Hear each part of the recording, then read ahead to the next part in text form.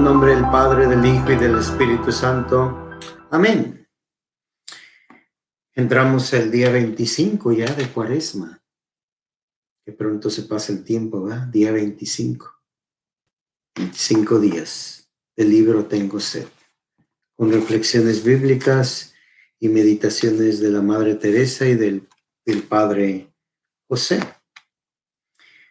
Del Evangelio de San Mateo, capítulo 9, versículos 35 al 36. Jesús recorría todas las ciudades y aldeas, enseñando en sus sinagogas y predicando el evangelio del reino, y sanando toda enfermedad y toda dolencia.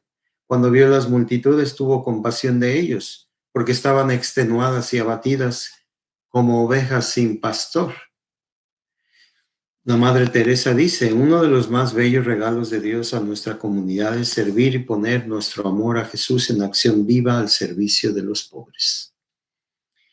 En dar amor tierno y cuidado a los pobres, a los moribundos, a los lisiados, a los indeseables, a los no queridos, a los leprosos, y así llevar una vida nueva y un nuevo gozo a sus vidas. Qué hermosas meditación, ¿verdad?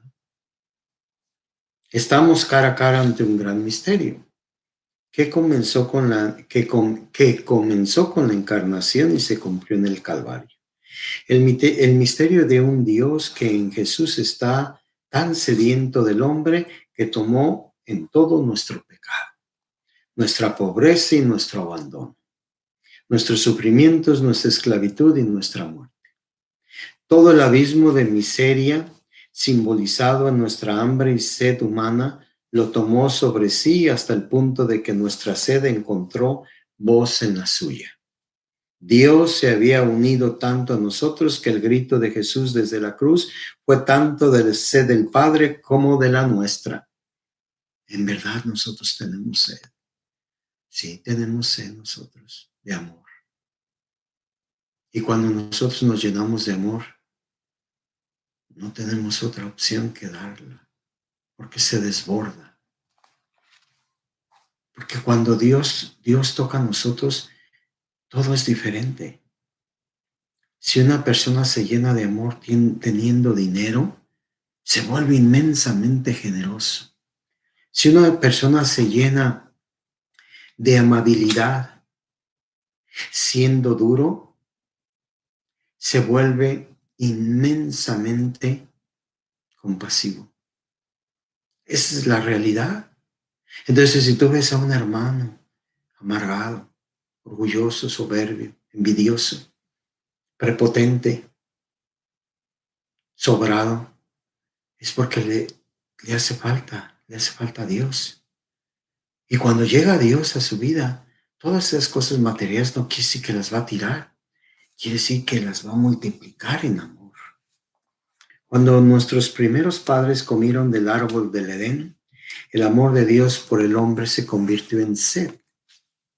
En el árbol del Calvario esa sed se convirtió en compasión. Sufrimiento con alguien, acompañado significa compasión. Teniendo sed no solo de sí, sino con una humanidad sedienta.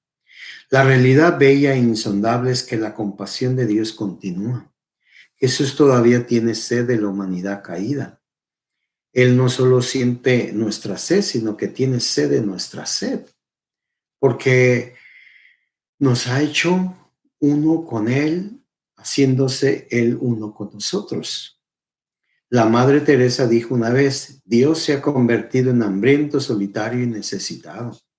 Jesús sigue siendo nuestro Emmanuel, es decir, Dios con nosotros, en los pobres, en los que sufren.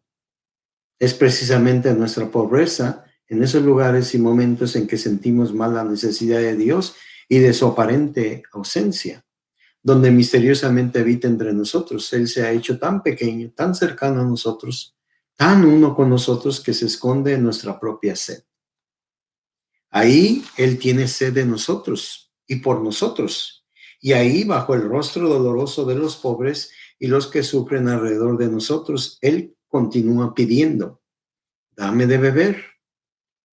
En el pozo de Jacob, de nuestros corazones. Si en estos momentos supiéramos solo quién es el que nos está pidiendo de beber, Si conociéramos solo el don de Dios, que fácilmente responderíamos con compasión a aquellos que nos rodean. Al ver la pobreza de quienes nos rodean, vemos la pobreza de Jesús cuando Él se muestra en el rostro doloroso de los pobres. También vemos al Padre y descubrimos el amor y la sed del Padre. Jesús presente en los pobres y en los que sufren revelan la sed del Padre. ¿Cuánto cambiaría para nosotros si siguiéramos a Jesús al pie de la letra? Tuve hambre, tuve sed, fui forastero, estuve enfermo, estuve en la cárcel. Y a mí me lo hicisteis. Mateo 25:35. ¿Cuántos pobres y personas que sufren hay alrededor de nosotros? ¿Cuántos hay en nuestros propios vecindarios? ¿Nos encontramos alguna vez, compartimos su crucifixión con ellos? Muchas veces nosotros mismos solemos justificar nuestras miserias. Pensemos en las personas necesitadas, las personas que nos piden ayuda. Yo no le voy a prestar. ¿Por qué le voy a prestar?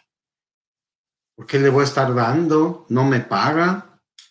¿Por qué le voy a ayudar si él tiene? Tú prefieres ser una persona miserable a ser compasivo. Tú escoges.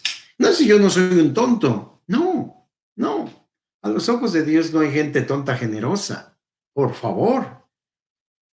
Una persona generosa es una persona rica. Y Dios lo bendice. Y Dios lo cuida y lo protege y le multiplica.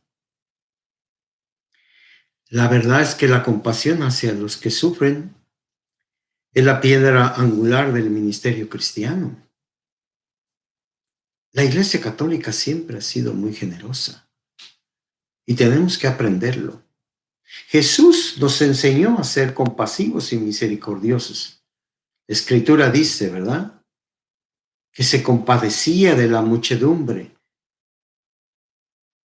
porque estaban por desfallecer y no habían comido y parecían ovejas sin pastor. Siempre Jesús les muestra a sus apóstoles que hay que hacer todo lo que Él hace. No una cosa sí y la otra no.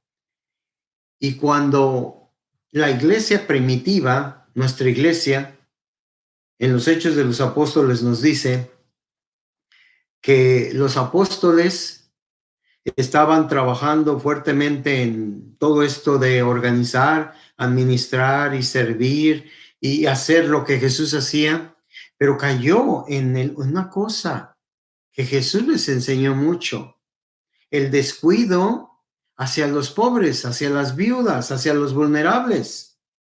Obviamente eso nos dice no que ellos no se ocuparan de esta situación. Lo que nos dice es cómo el Espíritu Santo ilumina a Pedro y a los apóstoles para decir, oh, el Señor está pidiendo también que haya hombres que se dediquen específicamente al cuidado de los pobres. Nosotros también nos vamos a cuidar, pero nuestro objetivo va a ser la evangelización, el llevar a Cristo a los demás, la sanación, la liberación de demonios, todo lo que hacían. Y entonces surge un grupo de 7 hombres, que es la diaconía, el servicio de la mesa. O sea, no es algo nuevo. Nosotros lo hacemos por 2000 años. Y es más, en las Sagradas Escrituras, en el Antiguo Testamento, lo hacían también. Entonces, estamos llamados, ¿por qué? Porque esa es nuestra vocación. En primer lugar, porque es el mismo Jesús quien sufre con los que sufren. Y tú tienes que aprender a ver a Jesús en los que sufren. Y en segundo lugar, porque la compasión hacia la pobreza y el sufrimiento físico expresa auténticos, aumenta y completa nuestra compasión por la pobreza y el sufrimiento espiritual más profundo y menos obvio, no se ve casi. Como Jesús estamos llamados a servir a la persona en su totalidad. a respetar la naturaleza sacramental del hombre, en virtud de la cual las realidades espirituales se expresan y comunican a través de gestos externos. Estamos llamados a poseer y proclamar una profunda compasión por la pobreza interior del hombre. La compasión exterior es parte integral y expresión necesaria de una compasión interior aún más profunda. Mediante el ejercicio de la compasión, empezamos a abrazar el rostro doloroso de los que sufren y aprendemos a amar lo desagradable. Esa misma condición de desagradable es la más aplastante de las cruces. La Madre Teresa decía: sean amables, muy amables con los que sufren y los pobres. ¿Somos conscientes de lo que atraviesan? Tratarlos como templos de Dios. Al ser tratados como templos de Dios, los que sufren comienzan a redescubrir su dignidad humana. Nuestra caridad revela a Cristo en ellos tanto para ellos mismos como para el mundo. Tenemos trabajo, hermanos. En esta temporada de Cuaresma, avivemos y pidámosle al Señor la gracia de ver en los necesitados el rostro de Jesús. Que el Señor les bendiga, el Padre, el Hijo y el Espíritu Santo. Amén.